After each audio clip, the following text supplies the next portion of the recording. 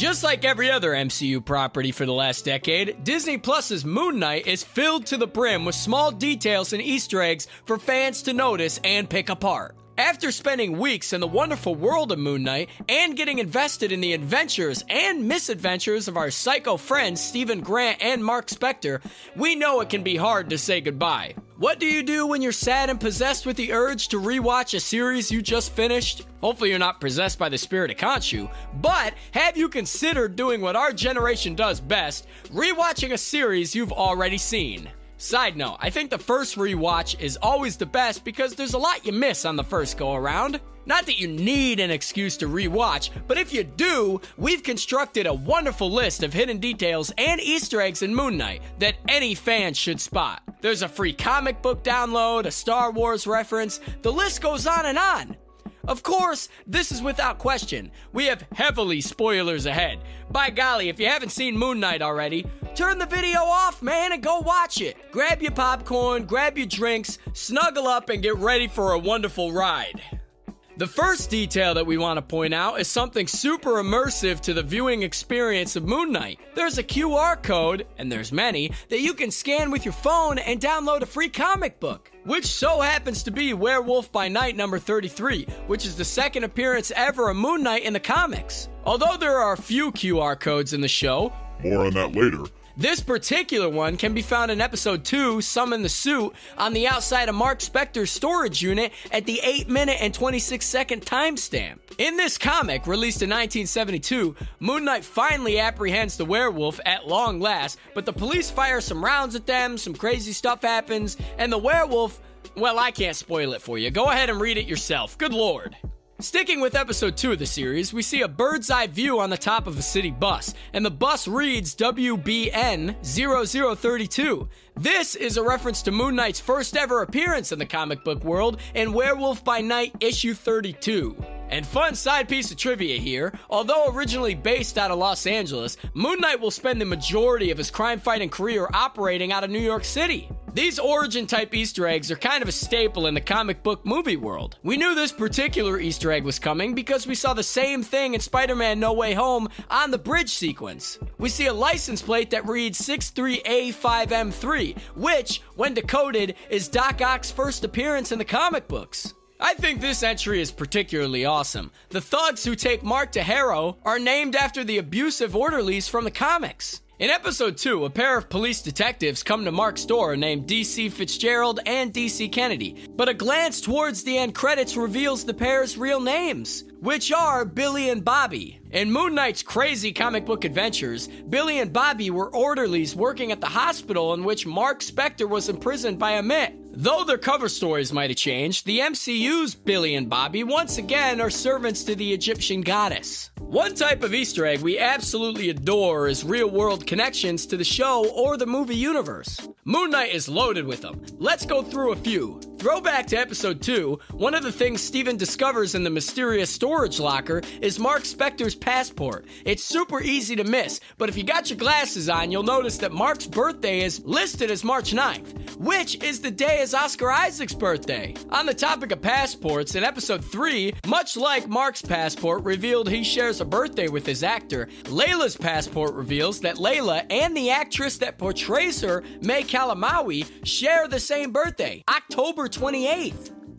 Back to those QR codes, which are such a cool Easter egg. Side note, do any other movies or TV shows have QR Easter eggs? Genuinely, let me know in the comments. I'd love to see more. Anyways, after binging all of Moon Knight, like I did in one day to write this video, you might be interested in learning more about the comic book origin story. You may be asking yourself, boy, where do I start? Well, the show helps you out with that. In episode 1, you can spot a QR code at the 5-minute and 3-second timestamp in the episode. It's on the wall of the museum while Steven is talking to a schoolgirl. If you use your fancy pocket computer to scan the code, like I mentioned before, it gives you a free download to a comic book. This time, it's Werewolf by Night 32, which is also the comic book we discussed before that was on top of the bus, which is Moon Knight's first appearance. You remember, come on! This one is especially cool in a geeky kind of way. Marvel often has minor changes in the credits to reflect the series. However, my dear people, in Moon Knight, the changes happen every episode. The scenery of the background changes depending on whether or not they're in London or Cairo. But the moon also gradually changes in each credit, from a waxing crescent to a full moon. This imitates how more secrets of the show is revealed in each episode. For example, after that ending in episode 5, the moon in the credits that was changing weekly flipped entirely, which is something I can't believe I didn't notice, because everyone I brought it up to said they noticed it instantly. I am sad and dumb. And speaking of the moon cycles, a very small short entry for you would be the fact that Moon Knight's premiere fell on a symbolic day. March 30th, 2022 was the premiere of Moon Knight on Disney+. Go watch it. Moon Knight's symbol is the crescent moon, and on March 30th, it also happened to be a night that when the moon phase is a crescent. Very nerdy, very cool. Good lord. Alrighty, buckle in for this one, because we got a juicy one for you. After Mark gets shot in episode 4, he is then transported to a psychiatric hospital filled with characters that we've seen across the season so far, calling into question whether everything has been a lie. The clock has a Khonshu staff symbol on the minute hand, hinting at the Egyptian goddess who Mark would work for. We also see plants being tended to, which is very similar to the ones in Haro's cult base in episode 2. Mark is also handcuffed to his chair on his right leg, similar to how Steven is handcuffed to his bed in episode 1. Yeah, I definitely didn't notice half of these. Good God, I am ashamed. In that same scene, there's a blink and you miss it moment, like a lot of them. Layla's appearance seems to hold a clue for her superpower future. The bandage on her thumb features a tiny red doodle of a scarab. Perhaps you could even call it a scarlet scarab. Anyways, that's the name of Layla's persona when she acts as the Avatar. We think this is cool because this doesn't happen until episode 6, a wonderful foreshadowing Easter egg. Also, side note, I don't know about you, but I can't hear the word scarab without thinking about the 1999 absolute classic The Mummy, starring Brendan Fraser. God, I miss him so much. I just want to hug him. Alrighty, we got another thick and juicy one for you, so hang on for dear life. During one of Mark's memories in episode 5, Steven is standing outside of a cave and accidentally steps on a bird skeleton. This skeleton looks a lot like Khonshu. So you may be asking yourself, what does this mean, man? Maybe the skeleton is just a cool way of tying Khonshu with Mark's memories. But based on all the other Easter eggs, nothing is ever an accident. Like I said in my Spider-Man No Way Home video. Now we all know this can't just be a random compilation of numbers. No, it never is in Marvel movies. Even the food they eat is somehow a reference. Good lord.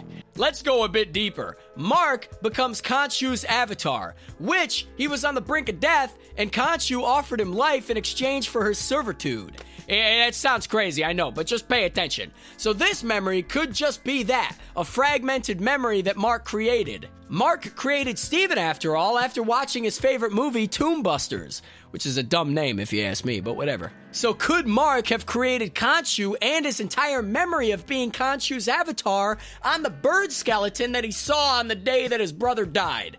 Boy, I have no idea. I'm literally sweating.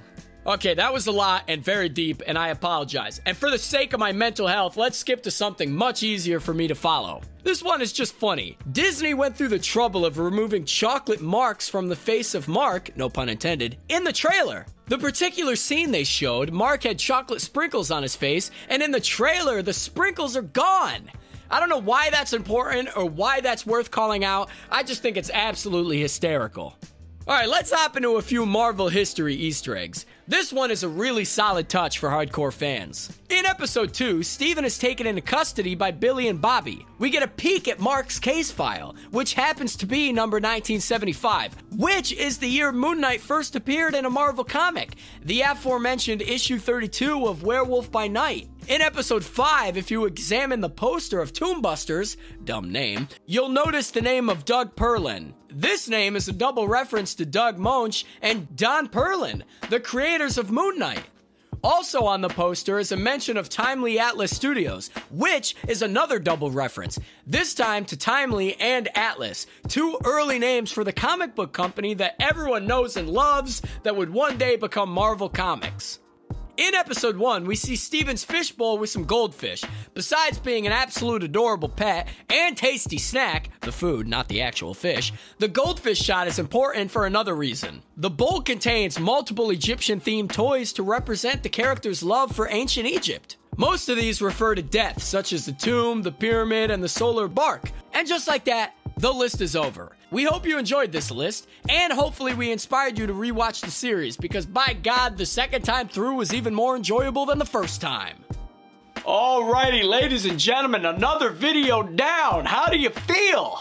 I feel fantastic. What did you notice? Did we miss anything that you noticed? Let us know in the comments below. And as always, everybody, thanks for watching.